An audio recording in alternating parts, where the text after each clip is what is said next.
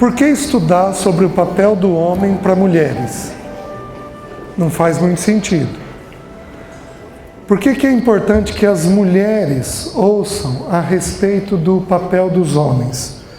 Nós temos 2 motivos colocados nisso daqui. O primeiro é para que a mulher, especialmente a mulher casada, ela saiba como auxiliar o seu marido. Ela tem uma clareza do que dizer para ele. Vocês vão fazer cobranças a nós. Ponto. Porque o homem costuma ter mais lentidão para entender, para perceber, para amadurecer. Então vocês vão fazer cobranças. Só que se vocês vão fazer cobranças, vamos instruir no que cobrar. Então quando a gente entende qual é o papel do homem, a mulher pode auxiliar ele com mais efetividade. Querido, isso daqui é teu papel, não é meu. Isso daqui é você quem precisa fazer. Então esse é o primeiro ponto. O segundo ponto é que a mulher se protege de não se sobrecarregar. Então ela fica com clareza do que é dela e do que é do homem. E ela é mais eficiente se ela se concentrar no papel dela, sem medo de errar. Uma porção significativa de vocês aqui, das mulheres casadas, tentam fazer o papel da mulher e o papel do homem. E com isso vocês não conseguem fazer nenhum dos dois bem feitos. O do homem vocês não vão fazer porque vocês não são homens. Deus não abençoou vocês com aquilo que é o papel do homem. Mas Deus abençoou vocês com o papel da mulher. Então, se você ficar dividida, tentando fazer 2 coisas, não vai ter efetividade. E Jesus ensinou um princípio, ele falou assim: a casa dividida não subsiste. Então, quando você está dividido nos papéis, você não subsiste. Não é diferente aqui na empresa. Se eu pegar um líder de vocês e pôr uma sobrecarga de papéis nele, ele pode até fazer, mas não vai correr o risco de não fazer bem feito. Por quê? Porque não é papel, está sobrecarregado. Assim funciona com os papéis dentro da família. Então, se a gente entende bem o nosso papel, a gente consegue fazer de forma efetiva ele. Então, eu falei para vocês na semana passada que o primeiro texto é aquele texto de Provérbios capítulo 3, e ele ensina que é papel do homem prover. Então, enquanto o principal papel da mulher é gente, é cuidar de pessoas, o principal papel do homem é prover. Mas ele vai prover o quê? Nós temos que lembrar: nada na vida é maior do que gente. Então ele vai prover as pessoas, seja através do dinheiro, seja através do amor, seja através de uma conversa, ele vai prover pessoas. Lá no texto diz 2 coisas.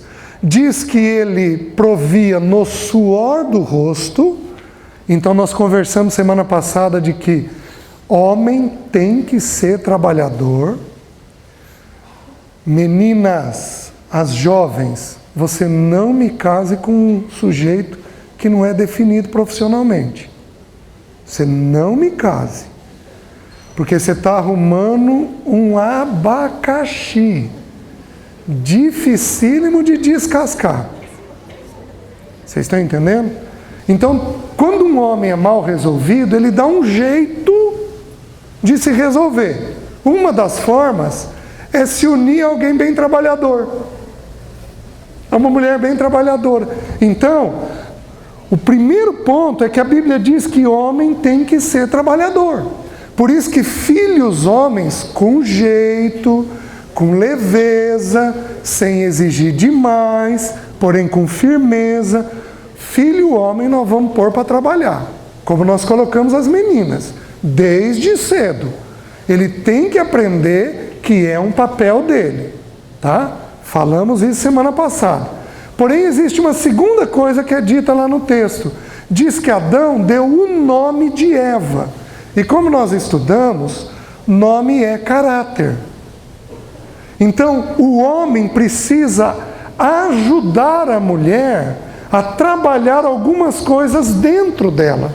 Então, o homem tem que pegar aquilo que a mulher tem de problema, de luta, e ajudar a mulher nisso daí. Vocês estão me entendendo? E você não precisa ser psicólogo para fazer isso, você não precisa ter um alto grau de instrução, você precisa ter dependência de Deus. Você precisa pedir para Deus ajuda para você poder ajudar o seu parceiro. Então, com isso em mente, que o homem provê as coisas que a casa tem necessidade, eu vou estudar com vocês hoje e possivelmente semana que vem um salmo, que é um salmo escrito para o homem casado. Então nós vamos olhar o que Deus espera de um homem casado, tá? O salmo diz assim: bem-aventurado aquele que teme ao Senhor e anda nos seus caminhos. Do trabalho de tuas mãos comerás, feliz serás e tudo te irá bem. Tua esposa, no interior de tua casa, será como a videira frutífera. Teus filhos, como rebentos da oliveira, à roda de tua mesa.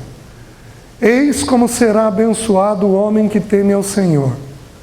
O Senhor te abençoe desde Sião, para que vejas a prosperidade de Jerusalém.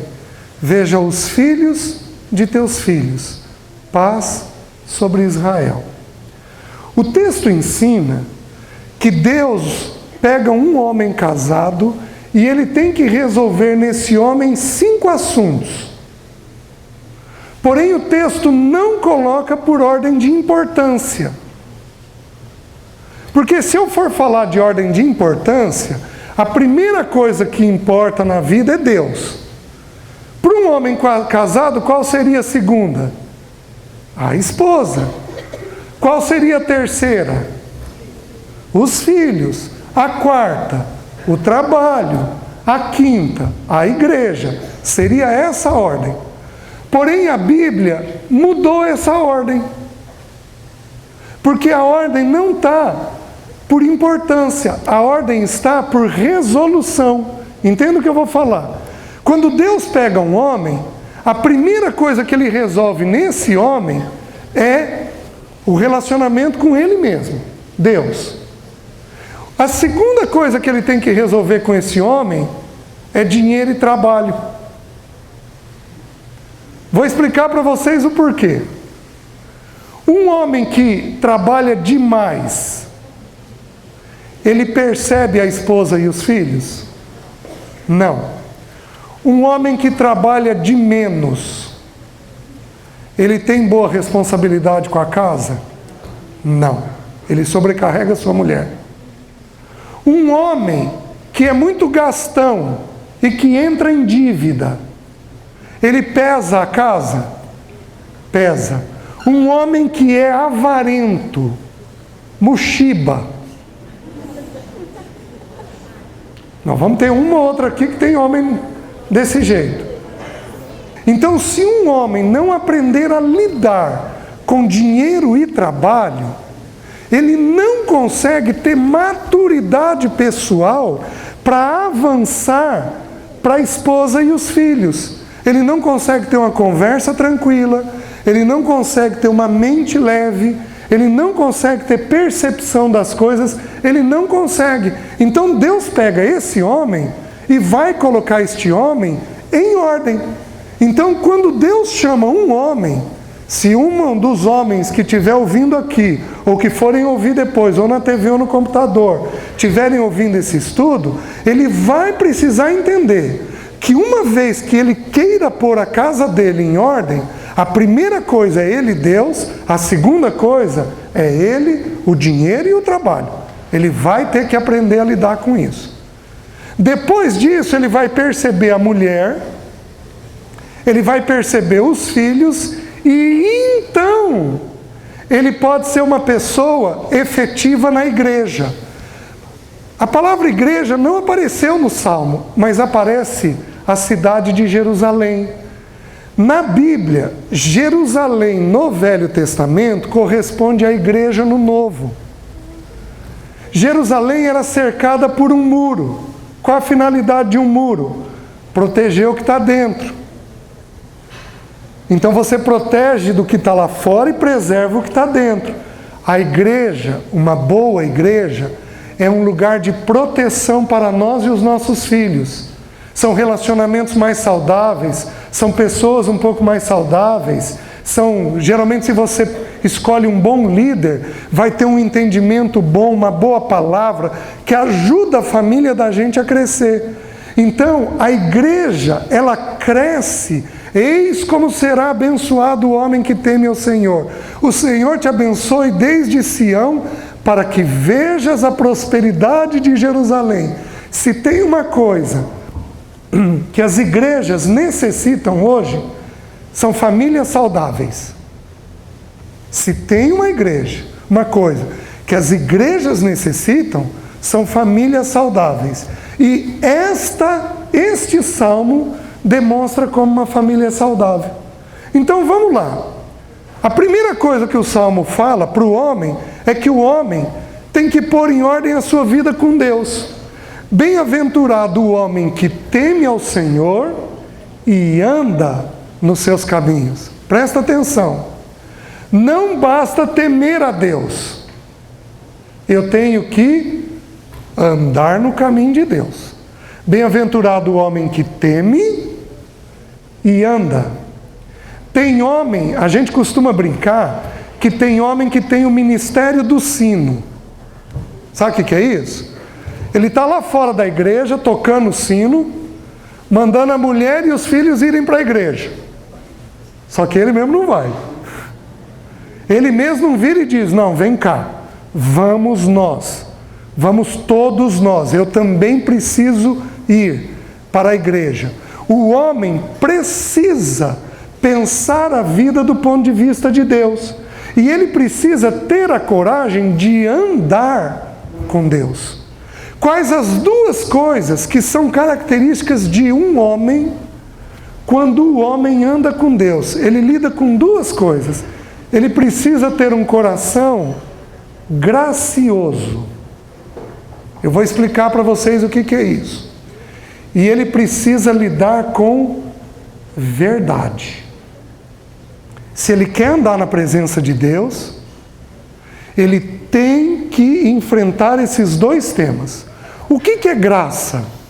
Graça, na Bíblia, é um favor imerecido. Então eu vou fazer algo a alguém que não merece, mas eu vou fazer. A Bíblia diz que Jesus desceu a nós cheio de graça. Eu vou trocar a palavra graça e colocar alguns sinônimos para vocês. Amabilidade. Um discurso dócil. Aceitação. Eu aceito plenamente o outro. Favor. Bondade. Isso é que significa bondade. Isso é que significa, graça. Então, em geral, o homem é muito reativo. A mulher faz alguma coisa de um jeito que ele não gosta, ou ele irrita, ou ele vira um tatu bola. Ele se isola nele mesmo, faz bico e vai para um canto. Tô certo? A cabecinha de vocês me diz isso. Então, os homens, em geral, eles são muito reativos. E a graça nos diz que eu vou em direção ao outro. Eu vou fazer algo pelo outro. Eu vou dar um exemplo do que é graça. A gente tem aqui em Maringá flanelinha. Essas pessoas que ficam cuidando de carro, tá? Então você estaciona teu carro, aí você vê o flanelinha está a 1 quadra de distância, ele vê você estacionando, ele corre. Moça, posso cuidar do teu carro? Você sabe que ele não vai cuidar. Tá bom, menino, pode cuidar do meu carro. Quando você volta para o carro, ele está a 1 quadra de distância. Ele te vê. O que seria a graça? Você pegar uma moedinha e dar para ele. É um favor imerecido, certo? Porém, para Deus é o oposto. O flanelinha riscou o seu carro. Porque no primeiro exemplo que eu dei, ele não fez nada contra você. Mas agora é diferente. Ele vem e risca o seu carro. E você ainda vai lá e dá para ele uma moedinha. É isso que Deus faz conosco. Nós fazemos coisas contra Deus e Ele todo dia põe alimento na nossa mesa. Nós fazemos coisas contra Deus e Ele todo dia nos dá saúde. Nós fazemos coisas contra Deus e Ele faz o sol vir sobre bons e maus, a chuva vir sobre justos e injustos. Então, os homens precisam aprender que quando a mulher oscila, e vocês vão oscilar, nós temos que ter o quê? Um coração favorável. Nós não vamos deixar a instabilidade, nós não vamos deixar que a oscilação de humor, nós não vamos deixar que a palavra dita de um jeito errado afete o nosso coração. Nós vamos continuar com uma atitude favorável a vocês. Vocês estão me entendendo? Por isso que a Bíblia diz que Jesus, quando Jesus veio a esse mundo, Ele veio para obter uma noiva, que é a igreja. E a Bíblia diz que Ele veio cheio de graça. Então, a primeira coisa que nós homens temos que pedir ajuda de Deus, Deus me ajuda, para que mesmo que minha mulher fale algo contra, para que mesmo que a coisa não saia do jeito que deveria sair, para que mesmo que meu filho tenha uma atitude ruim ou rebelde, eu tenha uma atitude graciosa, de plena aceitação dos meus. Me ajuda a não ficar de bico, feito um tatu bola, muito menos irritado, mas me ajuda a caminhar em direção aos meus, para ter deles, para poder fazer por eles aquilo que é necessário, que é exatamente o que Deus faz por nós, diariamente. Vocês sabiam que a Bíblia diz que Ele renova a misericórdia dEle por nós toda manhã? É como se Deus olhasse para nós, com todos os erros que a gente tem, enchesse o peito de ar e falasse assim: vamos lá, hoje nós vamos avançar um pouquinho mais. Nós homens precisamos fazer isso com a casa, porque quando nós temos essa atitude, uma atitude de plena aceitação, nós tranquilizamos vocês e vocês tranquilizam os filhos. Está fazendo sentido? Então o nosso papel é deixar vocês bem. E à medida que nós deixamos vocês bem, vocês estabilizam a casa como um todo, em especial os filhos. Vocês estão conseguindo entender? Então, primeira coisa que nós homens precisamos pedir para Deus é uma plena aceitação por vocês. Vocês querem ver uma coisa impressionante? Sabe qual a primeira vez que aparece essa palavra na Bíblia? Essa palavra graça? Aparece na vida de Noé. Noé, porém, achou graça diante de Deus. Achou aceitação diante de Deus. Achou bondade diante de Deus. Ele achou favor diante de Deus. E sabe o que aconteceu? Esse homem cheio de graça salvou ele, sua esposa, seus 3 filhos e suas 3 noras. Um homem cheio de graça é um homem que salva sua casa. Um homem que tem uma atitude de plena aceitação, entendendo que todos nós temos limites. Minhas queridas, nenhum de nós aqui é perfeito. Todos nós somos feitos do mesmo material. Temos virtude e temos também defeito. Nós temos virtudes e temos defeitos. Então eu tenho que olhar o parceiro e ter aceitação pelos defeitos. Eu vou elogiar as virtudes e eu vou trabalhar os defeitos do parceiro da gente. Vocês estão conseguindo entender? Então a primeira coisa que o homem tem que ter com Deus é essa atitude do favor, da graça. A segunda coisa que o homem tem que ter, a Bíblia diz que Jesus desceu cheio de graça, e 4 versículos abaixo diz assim, diz que Jesus, 3 versículos abaixo, diz assim, que Jesus trouxe a graça e a verdade. Segunda coisa que o homem tem que saber fazer, homem tem que saber lidar com verdade. Porque na Bíblia o que liberta é verdade. Quem aqui nunca mentiu? Levanta a mão. Que bom. Se tivesse levantado, você ia ter acabado de mentir. Todos nós, de alguma forma, mentimos, num momento ou no outro, na vida da gente. Qual é a verdade mais importante que o homem precisa saber? As verdades de quais são os seus erros.